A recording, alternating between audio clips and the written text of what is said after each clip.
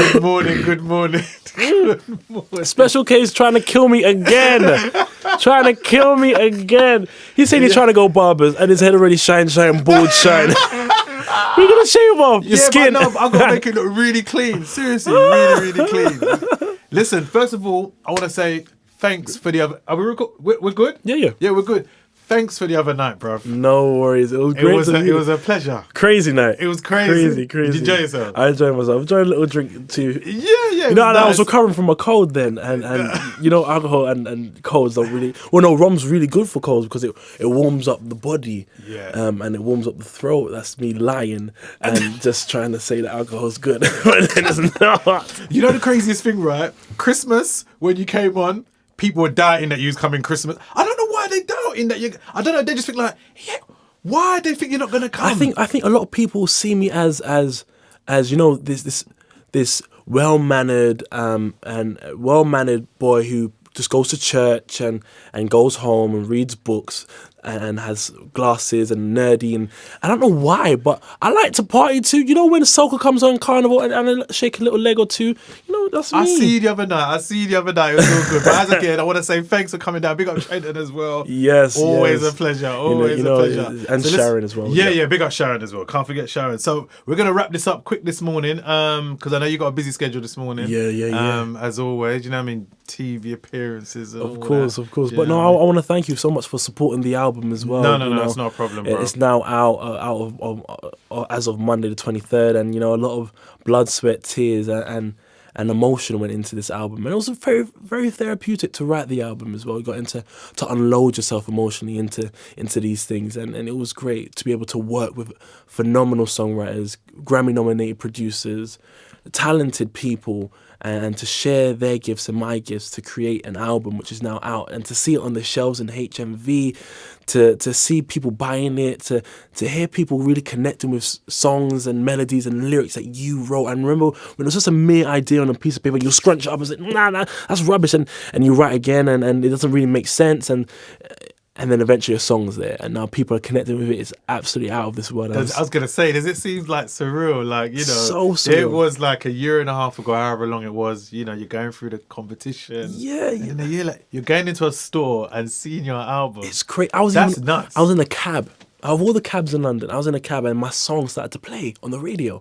The cab driver started tapping his fingers on the steering wheel, started nodding his head, and I said, "This is surreal. Don't tell me the cab driver is really feeling this tune." So I said to him, "What you like this tune?" He said, "Yeah, I've never heard it before, but I like it, like a lot, but I don't know who the singer is." So I kept my mouth shut from then on. Because that's a classic. I said, one, if I talk about myself, if I say, "Oh yeah, it's me," then he's gonna ask me questions throughout the whole entire journey, and I'm not really into that whole, "Oh yeah, it's me." Take pictures. You should have said like, what is it you really like about it? And shame on. Yeah, tell me what you really like about the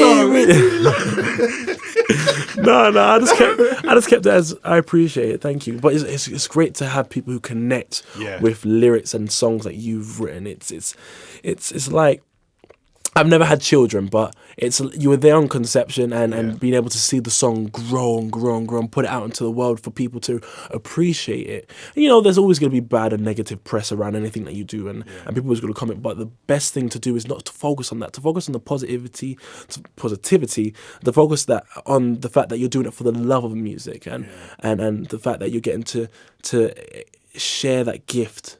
The gift that God has given me with so many people, and to be able to bless people's lives and to change people's lives, because you don't know. That's nice. I like that. You don't know attitude. that people might be going through some terrible stuff, and to be listening to one song or to hear a melody or a tune, and that can just brighten up anyone's day. That's the power of music, and to be able to have that music ability in somebody, it's very special. And I urge anyone who has that love for music, make sure you utilize it and really grow and develop yourself and perfect your craft, and don't let anyone rush you. I remember when I just won The Voice, everyone was like, "Oh, we got to get a single out, we got to get an album out, press it on my back." I said, no, I want to take my time. Well, I remember my mum's cousin, Eddie Grant, calling me and saying, "Jermain, don't let anyone rush you. Make sure you take your time with this." So I listened to him, listened to his songs as well. We're gonna rock down to Electric Harmony. That's a classic. and I said to myself, I'm gonna take my time. I'm glad I did.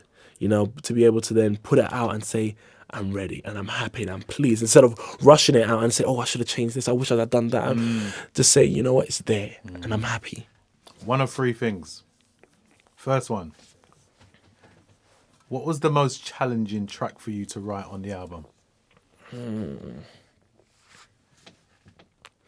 Wow, no one's ever asked me that question before. Special, you're very special, you know that?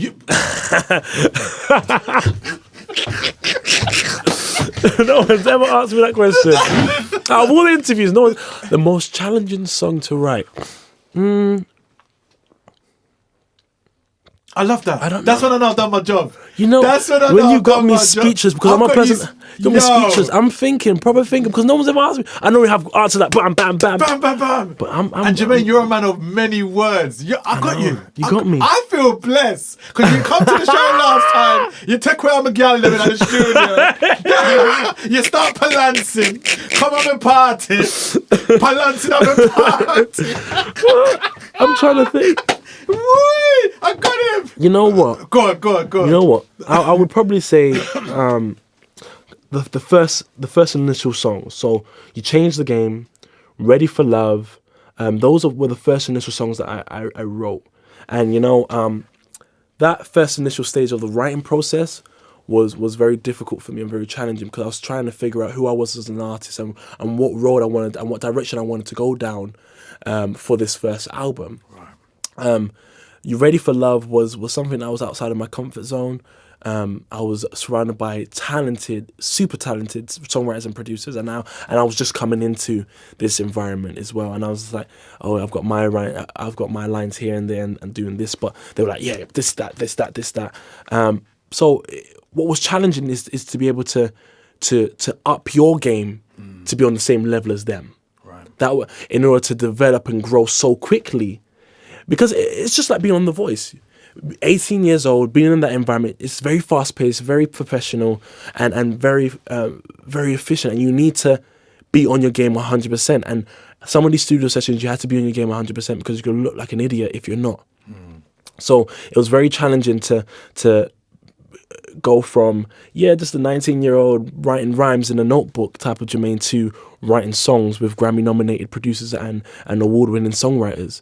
But I really enjoyed it, and one thing that I did do was learn and educate myself throughout the whole entire process. So now album number 2 wouldn't be as challenging as album number 1. They always say the first album is the most challenging. Most definitely, because obviously by the next time you go and do it, you know what you don't need to do or what you need to do. Exactly. Yeah. Exactly. Listen, they're wrapping up the time this morning. It's a shame we couldn't have you long this morning, but I know you got to go and do your TV appearances. Thank you so much. And I'm glad that you come and dropped in Sydenham once again.